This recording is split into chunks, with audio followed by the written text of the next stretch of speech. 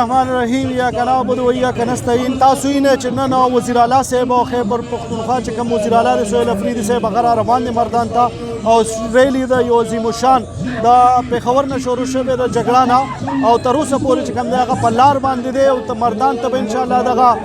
2-3 بجې به هغه رارسي انشاءالله تعالی. بیا په پاکستان چوک کې به فاینل خپل خطاب کی سټریټ موومنټ دا ریلی چې کومه ده نو دا د عمران خان د ازادۍ دپاره ده او انشاءالله تعالی مونږ به الله هغې په ارام کینو چې تر څو پورې مونږ عمران خان نه در آزاد کړی ورسره څومره لیډرشپ کارکنان ورکران قید و بندي ناحق هغه مو نه دي آزاد کړي انشاءالله. پی کې 55 نه تاسو یې په دا دی چې کوم دی نو